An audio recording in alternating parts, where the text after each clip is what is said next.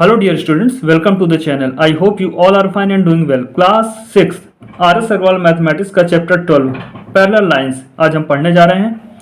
तो पहले हम बुक रीडिंग करेंगे और उसके बाद एक्सरसाइज सॉल्व करेंगे। तो देखिए यहाँ पे दो डायग्राम बने हुए हैं, इन्हें हम ड्रॉ करते हैं और समझते हैं कि यहाँ पर बुक में क्या कहा गया है। यहाँ पर टू लाइंस हैं, लाइन AB और CD, जो कि एक दूसरे को इंटरसेक्ट नहीं कर रही हैं। अब क्या करना है, AB को लेफ्ट साइड में प्रोड्यूस करना है और CD को लेफ्ट साइड में प्रोड्यूस करना है। देखते हैं क्या ये मिलेंगी क्या, क्योंकि लाइन है यानी कि उनकी लेंथ डेफिनेट नहीं है, ये दोनों डायरेक्शन में एक्सटेंड हो सकती हैं। तो अगर AB को हम लेफ्ट साइड में एक्सटेंड करें और CD को भी इधर एक्सटेंड करें तो क्या ये आपस में मीट करती हैं। तो देखिए मैं AB को एक्सटेंड कर रहा हूँ लेफ्ट साइड में,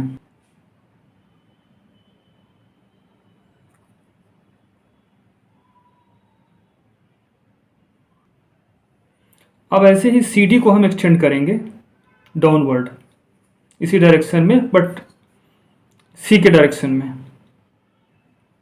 तो स्केल की एज को हम CD के नीचे रखते हैं जस्ट, और इसे एक्सटेंड करते हैं CD को लेफ्ट नीचे तरफ। तो हम क्या देखते हैं, CD और AB किसी पॉइंट पे मिलती हैं आगे बढ़ाए जाने पर, एक्सटेंड करने पर। इस पॉइंट को हम O ले लेते हैं। तो हमने देखा कि AB और CD जो पहले इंटरसेक्ट नहीं कर रही थी, आगे जब हमने इन्हें प्रोड्यूस किया, एक्सटेंड किया तो लेफ्ट साइड में, तो ये पॉइंट O पर मीट करती हैं। एक दूसरा फिगर लेके देखते हैं। This time we have drawn two lines PQ and RS। Now extend this PQ in right side. This time we extend this line right side. तो PQ को हम राइट साइड में एक्सटेंड करेंगे, ऐसे ही RS को भी हम S की डायरेक्शन में एक्सटेंड करते हैं। तो देखते हैं क्या मिलती है। अभी तो इंटरसेक्टिंग लाइंस नहीं है, ये आपस में मीट नहीं करती हैं, तो क्या आगे मीट कर सकती हैं क्या। स्केल की एज के अलॉन्ग हमने PQ के अलॉन्ग पे रखा है और इसको हम एक्सटेंड कर रहे हैं राइट साइड में, इसे यहाँ तक लेके आते हैं कहीं पर, और ऐसे ही RS को S डायरेक्शन में हम एक्सटेंड करते हैं। तो आगे आप बढ़ाते रहिए इस लाइन को, तो कहीं ना कहीं पॉइंट पे मीट करती है। इस पॉइंट को हम नाम दे देते हैं M। तो लेफ्ट साइड में इस पेयर को हमने एक्सटेंड किया था तो O पे मिला, इसे लेफ्ट साइड में ना करके राइट साइड पे हमने एक्सटेंड किया PQ को यहाँ पर, तो ये पॉइंट M पर मीट किए। तो कुछ ऐसी लाइंस भी होती हैं जिन्हें आप आगे कितना भी बढ़ाते जाएं, चाहे लेफ्ट साइड हो या राइट साइड हो, दोनों डायरेक्शन में आप बढ़ाते हैं, वो कभी भी इंटरसेक्ट नहीं करती हैं। तो वो लाइन ही कहलाती हैं पैरेलल लाइंस। ये लाइंस पैरेलल लाइंस नहीं थी, AB और CD पैरेलल लाइंस नहीं थी, क्योंकि एक्सटेंड करने पे कहीं ना कहीं मिली। और ऐसी लाइन जिन्हें आप कितना भी एक्सटेंड करें दोनों डायरेक्शन में, वो कभी मीट नहीं करती हैं, वो कहलाती हैं पैरेलल लाइंस। एग्जाम्पल्स क्या है इसके, जैसे ब्लैक बोर्ड की एजेस हैं, जैसे स्केल है, तो इस एज को हम कितना भी बढ़ाते जाएं या इधर वाली एज को बढ़ाते जाएं, ये आपस में ये दोनों एजेस कभी नहीं मिलेंगी। पूरी स्केल को देख लीजिए, ना अभी मिल रही है दोनों एजेस, ना आगे मिलेंगी। ऐसे ब्लैक बोर्ड का एग्जांपल है, फिगर में देखिए रेल का एग्जांपल दिया हुआ है। ऐसे ही ब्लैक बोर्ड की एजेस हैं, हम रेलवे लाइंस देखते हैं तो दोनों ही पैरेलल का एग्जाम्पल है, वो आपस में कभी नहीं मिलती हैं। तो आइए पैरेलल लाइंस की डेफिनेशन लिख लेते हैं। Two lines in a plane which do not meet even when produced indefinitely in either direction are known as parallel lines। तो कोई भी टू लाइंस जिन्हें हम दोनों डायरेक्शन में एक्सटेंड करें किसी भी डायरेक्शन में, तो भी वो मीट नहीं करती हैं इनडेफिनेटली, यानी कितना भी आप उन्हें एक्सटेंड करें, प्रोड्यूस करें दोनों डायरेक्शन में, वो कभी भी नहीं मिलती हैं। ऐसी लाइंस पैरेलल लाइंस कहलाती हैं। तो यहाँ पर लाइन M और लाइन L, इन्हें किसी भी डायरेक्शन में आप एक्सटेंड करिए, कितना भी एक्सटेंड करिए, ये आपस में कभी नहीं मिलने वाली हैं, तो ये लाइन पैरेलल लाइंस कहलाती हैं।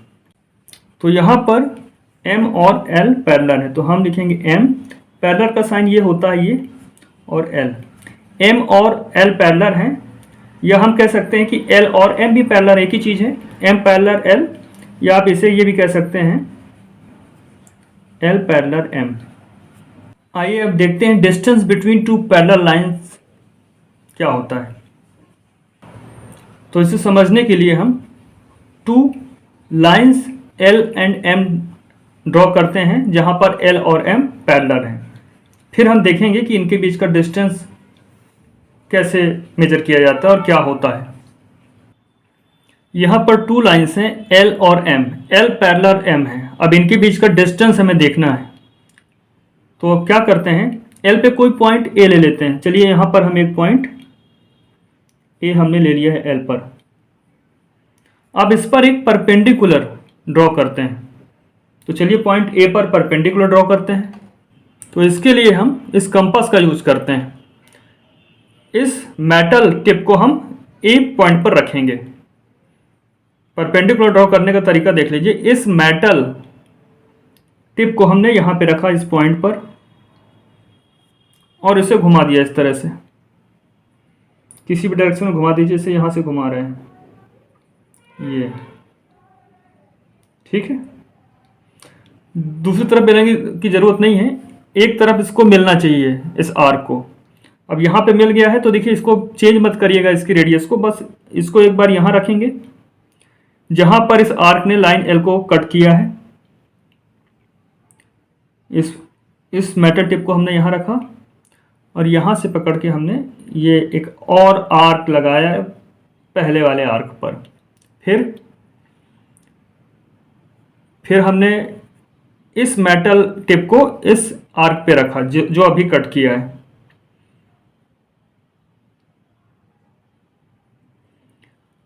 और फिर इसको इस तरह से रोटेट किया तो इसने फिर से प्रीवियस आर्क को कट किया एक पॉइंट पर।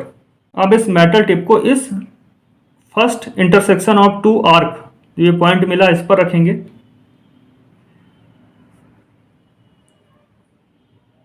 और इस तरह से हमने इसे रोटेट किया। अब इस मेटल टिप को यहां पे रखिए और इस डायरेक्शन में घुमाइए जिससे कि ये प्रीवियस वाला आर्क जो है ये कट जाए। तो देखिए इसको हम यहाँ पे रखते हैं। इस तरह से हम परपेंडिकुलर या इस तरह से हम परपेंडिकुलर ड्रॉ कर लेंगे। अब देखिए उस बार आपने इस साइड मूव किया था, इस बार हम राइट साइड से इसको लेके आएंगे।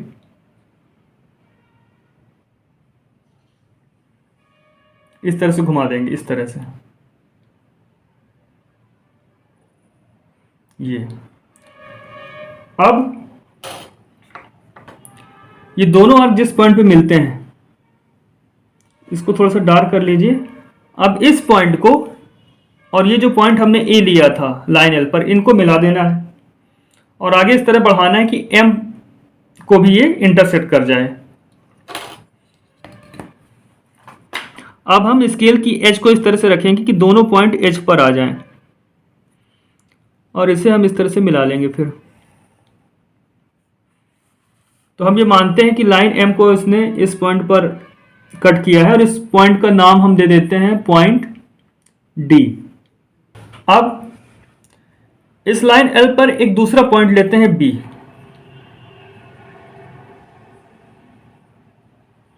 और सेम टू सेम इसी तरह से एक परपेंडिकुलर ड्रॉ करते हैं जो लाइन एम को पॉइंट सी पर इंटरसेक्ट करेगा। अब हम AD और BC के लेंथ को मेजर करते हैं। तो देखिए मेजर करते हैं हम इसकी लेंथ को। तो AD की लेंथ देखिए यहाँ 0 पे रखा हमने इसे और ये 4 पे कट कर रहा है, यानी ये लेंथ जो हुई AD ये 4 सेंटीमीटर है। BC इक्वल टू क्या आ रहा है, 4 सेंटीमीटर। तो इससे हमें ये पता चला कि किन्हीं भी टू पैरेलल लाइंस में अगर हम परपेंडिकुलर ड्रॉ करते हैं तो ये डिस्टेंस जो है, तो ये लेंथ जो होती है उनके बीच जो परपेंडिकुलर होता है उनकी लेंथ सेम होती है। आप किसी भी पॉइंट पे परपेंडिकुलर ड्रॉ करिए टू पैरेलल लाइंस के बीच में, तो परपेंडिकुलर की लेंथ सेम होगी, इक्वल होगी। यहाँ पर AD इक्वल टू BC है, तो L पैरेलल M है, तो ये perpendicular AD equal to BC हमें फाइंड हो गया है। तो AD इक्वल टू BC मिला। अभी हमने स्केल या रूलर से मेजर भी किया तो परपेंडिकुलर्स की लेंथ जो है सेम आ रही थी। दस parallel lines are the same distance apart throughout. तो अगर ये पैरेलल लाइन है तो आप इन्हें कितना भी एक्सटेंड करें, इनके बीच का डिस्टेंस जो है हमेशा सेम रहेगा। जैसे हमने AD लिया, BC लिया, आगे एक्सटेंड करने पे भी कहीं पे भी हम इनके बीच का डिस्टेंस लेंगे तो वो हमेशा सेम ही मिलेगा। तो एक बात ये पता चले कि पैरेलल लाइंस के बीच का डिस्टेंस जो होता है वो हमेशा सेम रहता है थ्रू आउट। आप कितना भी इनको एक्सटेंड करें किसी भी डायरेक्शन में और कहीं पे भी डिस्टेंस आप इनके बीच का लेंगे तो वो परपेंडिकुलर डिस्टेंस या डिस्टेंस जो भी कहें तो वो हमेशा इक्वल होगा। Why railway lines are made parallel. आपने देखा होगा, देखिए जैसे डायग्राम में दिख रहा है आपको कि रेलवे लाइन्स हमेशा पैरेलल होती हैं। तो ऐसा क्यों होता है? तो रेलवे लाइन जो होती हैं, जो रेल होती हैं, जिन्हें हम हिंदी में पटरियां कह सकते हैं, तो उनके ऊपर क्या होता है, ट्रेन के पहिए मूव करते हैं। सपोज ये ट्रेन के पहिए हैं, देखिए अब इन दोनों पहिए के बीच क्या लगा रहता है, एक्सल, और इस एक्सल की लेंथ फिक्स होती है। आगे भी इस तरह से पहिए लगे होंगे, व्हील्स लगे होंगे, इनके बीच की जो लेंथ होती है फिक्स होती है। तो हमेशा इन दोनों व्हील्स के बीच का डिस्टेंस क्या रहेगा, फिक्स रहेगा। डिस्टेंस पैरेलल लाइन के बीच का डिस्टेंस हमेशा कांस्टेंट रहता है। तो ये जो दोनों व्हील है इनके बीच का भी डिस्टेंस जो है फिक्स है, क्योंकि इनके बीच जो एक्सल लगा हुआ है उसकी लेंथ फिक्स होती है। अब ये जो व्हील है ये रेल पे मूव करते हैं, ट्रेन की पटरियों पे मूव करते हैं, इसलिए जो रेलवे लाइन होती है वो पैरेलल्स होती हैं, क्योंकि दोनों पहियों के बीच, व्हील्स के बीच का डिस्टेंस हमेशा कांस्टेंट रहेगा, एक फिक्स रहेगा वही।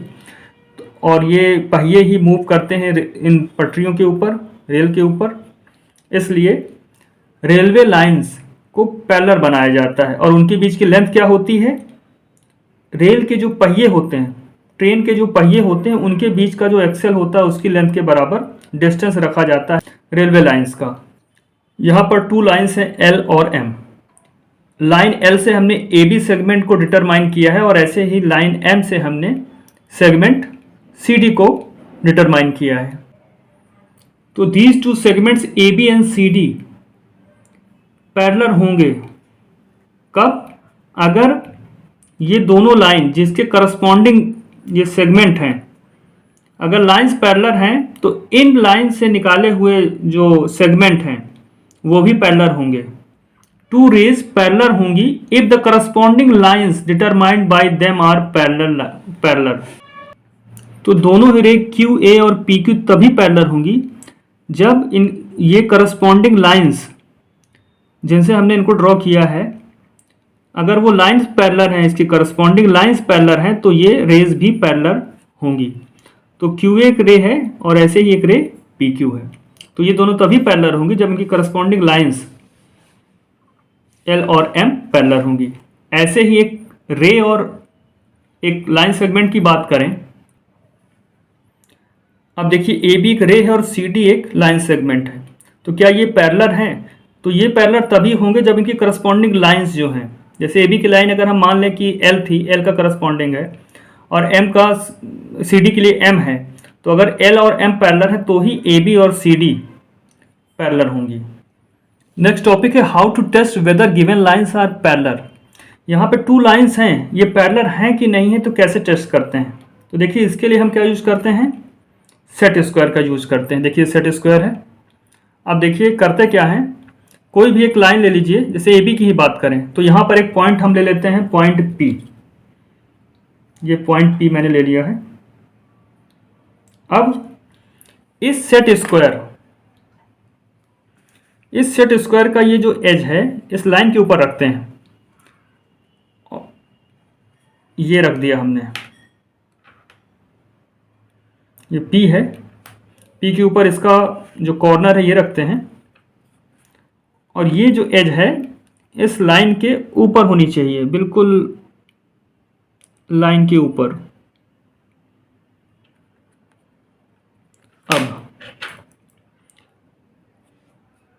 अब सेट स्क्वायर का जो वर्टिकल ये एज है, ये लाइन CD को कहाँ पे कट कर रहा है, CD को जिस भी पॉइंट पे कट कर रहा है उस पॉइंट को मार्क कर दीजिए या वहाँ पे एक पॉइंट बना दीजिए। तो ये मैंने एक पॉइंट बना दिया है, ये है पॉइंट। इसे और डार्क कर देता हूँ, इसका नाम मैं Q रख देता हूँ। ऐसे ही सेट स्क्वायर को किसी और पॉइंट, जैसे यहाँ पे एक पॉइंट मैं ले लेता हूँ R। और सेट स्क्वायर का, तो सेट स्क्वायर का ये जो कॉर्नर है इसे मैं आर के ऊपर रखता हूं और ये पूरी एज इस लाइन के ऊपर,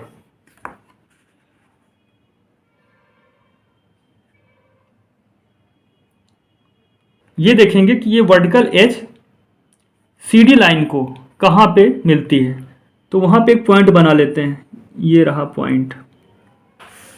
अब पी क्यू और आर एस को हम ज्वाइन कर लेंगे इस तरह से। अब आसानी से पता चल जाएगा लाइन पैरेलल है कि नहीं। अगर लाइन पैरेलल है तो इनके बीच का जो डिस्टेंस आया है ये सेम होना चाहिए। तो देखिए, देखते हैं क्या डिस्टेंस आया है। तो पी क्यू की लेंथ क्या हो गई, 6 हो गई। अब यहीं आर एस देखता हूं, तो आर एस को देखते हैं। तो आर एस की लेंथ भी क्या आ रही है, 6 आ रही है। आर पे 0 रखा तो हमें एस पॉइंट कहाँ पे मिल रहा है, 6 पर। दैट मीन्स पी क्यू और आर एस दोनों इक्वल हैं, दोनों लेंथ 6 सेंटीमीटर है। तो जब इनके बीच का डिस्टेंस सेम है तो ये लाइन क्या हो गई, पैरेलल हो गई। अगर इनके बीच का ये डिस्टेंस सेम नहीं होता तो लाइन पैरेलल नहीं होती। इस तरह से हम किन्हीं भी लाइंस को चेक कर सकते हैं कि वो पैरेलल हैं या नहीं। अब आइए आते हैं एक्सरसाइज 12 पर। Exercise 12 question number 1, in the figure of A table given below name the pairs of parallel edges of the top. यहाँ पर ये फिगर दिया हुआ है एक टेबल का, और इसका जो टॉप है उसकी एजेज जो पैरेलल हैं उनके नाम लिखने हैं। तो देखिए, अपोजिट एजेस पैरेलल होती हैं। तो यहाँ पर ए बी और डी सी पैरेलल हैं, तो लिख लेते हैं ए बी और डी सी पैरेलल हैं, ए बी और डी सी ये पैरेलल हैं। 4 एजेज ही होती हैं टॉप में यहाँ पर। तो और एक एज जो है ए डी और बी सी, ये दूसरी एज हो गई जो पैरेलल है। A D parallel B C, opposite edges ये भी पैरेलल हैं, ये आपस में कभी नहीं मिलेंगी। इनके बीच का डिस्टेंस हमेशा फिक्स रहेगा। तो हम यहाँ लिखेंगे A D and B C, ये आपस में पैरेलल है। क्वेश्चन नंबर 2 में दिया हुआ है, name the groups of all possible parallel edges of the box whose figure is shown below. यहां पर जो एक बॉक्स दिया है उसकी जो भी पॉसिबल पैरेलल एजेस हैं उनको लिखना है यहाँ पर। तो चलिए, ये टॉप हो गया इस फिगर का, ये बॉटम है। तो चलिए बॉटम की बात करते हैं। तो ए बी के अपोजिट क्या है, ए बी के अपोजिट एच ई है। तो ये ए बी और एच ई पैरेलल होंगे। तो यहाँ लिखेंगे हम A B parallel H E. अब एच ई के पैरेलल क्या है, जी एफ है। और ए बी ऊपर की तरफ जाएं, बॉटम से ऊपर की तरफ, तो ए बी के पैरेलल डी सी है। तो A B parallel H E हो गया और ए बी के पैरेलल डी सी भी है। तो यहां लिखेंगे डी सी। अब एच ई के पैरेलल क्या है, जी एफ है। तो लिखेंगे जी एफ। ये चारों आपस में पैरेलल होंगी। तो देखिए, याद रखिएगा, अगर कोई टू लाइंस किसी तीसरी लाइन के पैरेलल हैं, अगर 2 लाइन आपस में पैरेलल हैं और एक लाइन किसी थर्ड लाइन के पैरेलल होती है तो दूसरी लाइन भी उसके पैरेलल होंगी। तो एक ग्रुप हमारा ये बना, A B parallel H E parallel D C parallel G. अब ये वर्टिकल लाइंस लेते हैं जो बॉटम से टॉप की तरफ जाती हैं या टॉप से बॉटम की तरफ आती हैं, ये सोच लीजिए। तो टॉप से बॉटम की तरफ आ रही हैं। तो डी ए हो गया, इसके पैरेलल क्या है, डी ए, और एक पैरेलल लाइन क्या हुई, जी एच। तो डी ए, तो एजेस क्या हुई, डी ए और जी एच, ये टॉप से बॉटम की तरफ आ रही हैं। तो ये सभी जितनी भी हैं आपस में पैरेलल होंगी। तो D A parallel ji H. इसी तरह से सी बी, ये भी एज जो है कैसे बनी है, टॉप से बॉटम की तरफ। तो ये भी पैरेलल होगी, सी बी हो गया। और ऐसे ही एफ ई, ऊपर से नीचे एफ ई, ये 2 ग्रुप्स हो गए पैरेलल एजेस का। अब देखते हैं टॉप में जो एजेस हैं। तो डीजी के अपोजिट में क्या है, सी एफ, ये पैरेलल है। डीजी के अपोजिट जो एज है सी एफ, ये पैरेलल है। अब DG टॉप पे है तो बॉटम में AH के पैरेलल है, ये DG और AH ये पैरेलल है, तो ये पैरेलल AH। इसी तरह से CF और B पैरेलल है, तो यहाँ पर एक ग्रुप, यहाँ B लिखेंगे। इस तरह से ये 3 ग्रुप्स बने हैं पैरेलल एजेस के। Question number 3, identify parallel line segments in each of the figures given below. तो देखिए यहाँ पर लाइन सेगमेंट्स हैं, कौन से पैरेलल है, क्या AB और AC पैरेलल हो सकते हैं? नहीं। DE और BC ये हमें पैरेलल दिख रहे हैं, इनके बीच का डिस्टेंस जो है कांस्टेंट दिख रहा है हमें, तो ये पैरेलल होंगे। तो DE और BC ये आगे बढ़ाने पे भी कभी नहीं मिलेंगे, जबकि BA और CA मिल चुके हैं एक पॉइंट पर यहाँ पर। तो DE पैरेलल BC,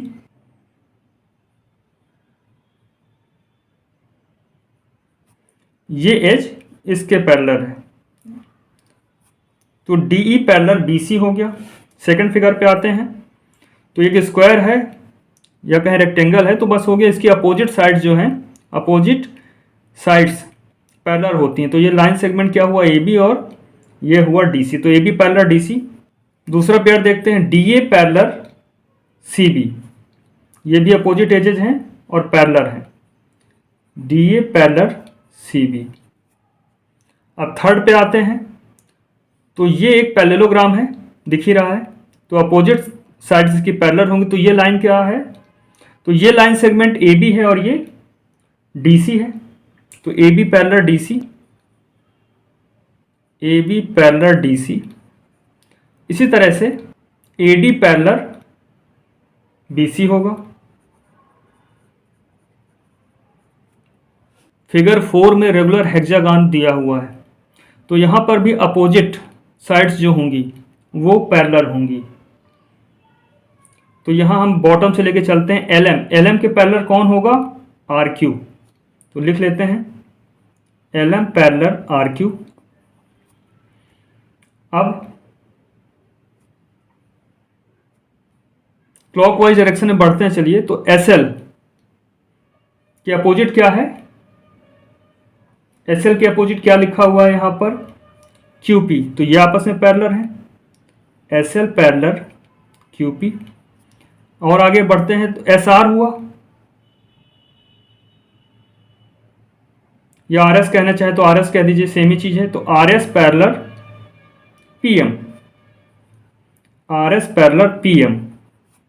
फिगर 5 में देखते हैं, BA FE के बीच का डिस्टेंस सेम है, ऐसे ही BA और DC के बीच का डिस्टेंस सेम है, ये कभी मिलने वाले नहीं हैं। तो ये पैरेलल लाइंस के पेयर हैं, इनको लिख लेते हैं।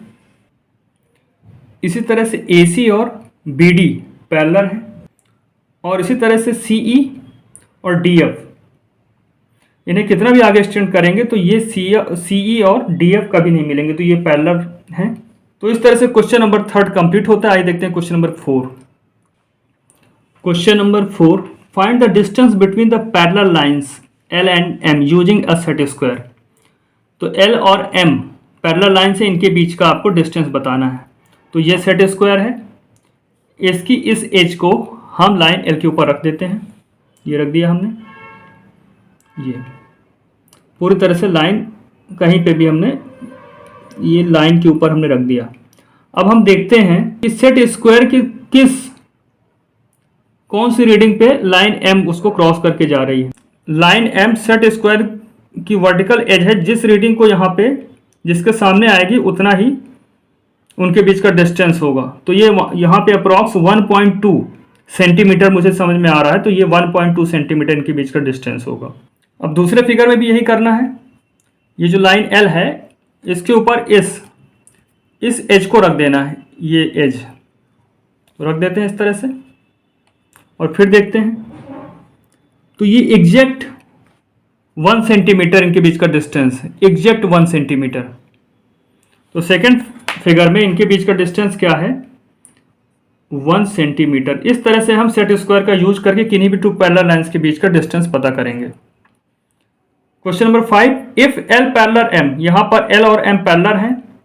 अब AB परपेंडिकुलर है L पर और CD भी परपेंडिकुलर है L पर, अब A B equal to 2.3 centimetre दिया है तो सी डी क्या होगा, तो हमें मालूम है किन्हीं भी टू पैरेलल लाइंस के बीच परपेंडिकुलर जो होते हैं उनकी लेंथ सेम होती है, परपेंडिकुलर डिस्टेंस सेम होती है, इसी को हम कहते हैं distance between two parallel lines.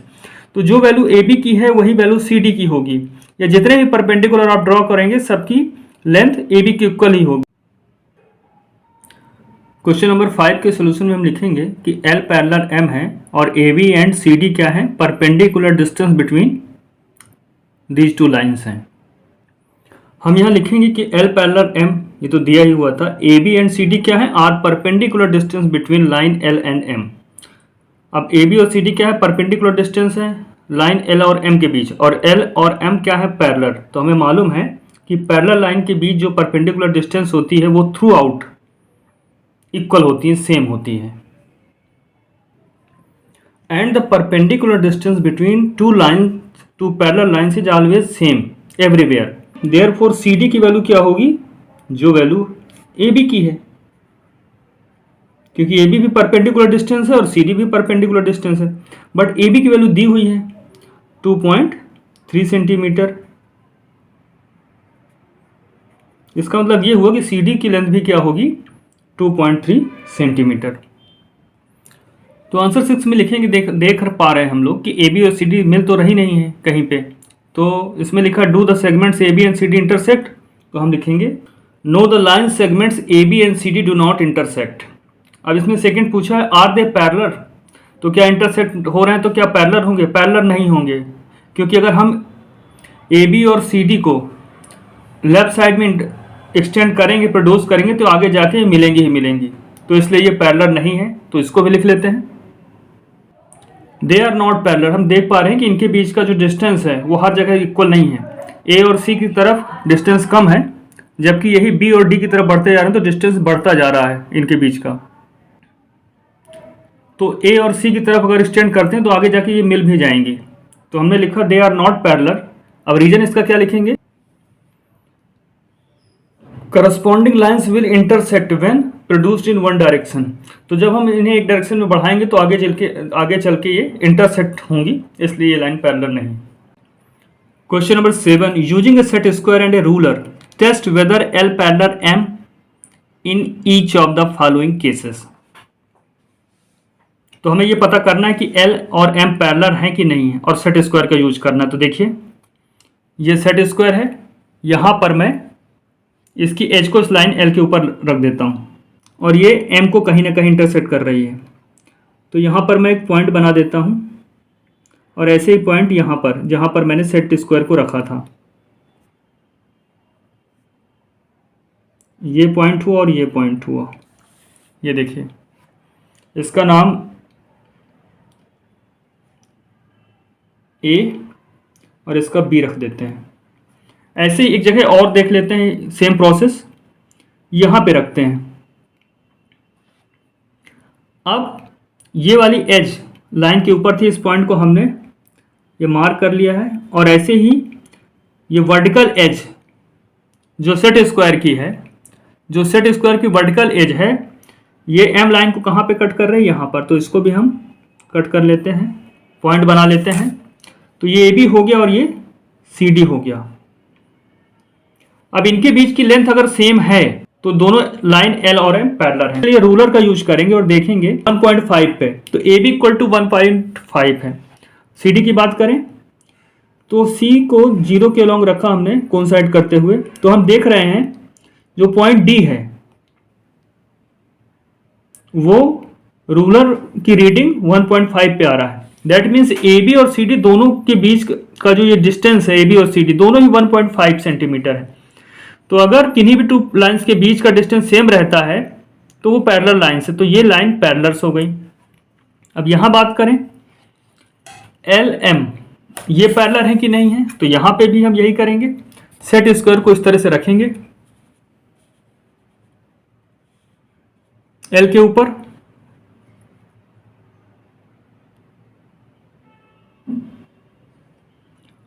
और यहाँ पे एक पॉइंट मार्क करेंगे लाइन के ऊपर, और यहाँ पे जहाँ पे सेट स्क्वायर टच कर रहा है इसको लाइन M को इस तरह हमने मार्क कर दिया है।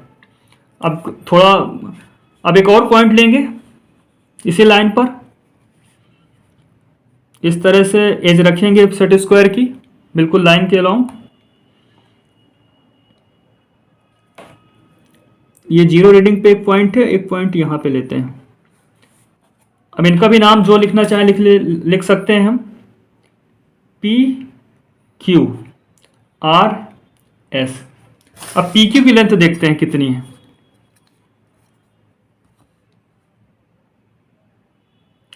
तो पी क्यू की लेंथ एग्जैक्ट 1.5 है और एस आर की लेंथ 1.8 है।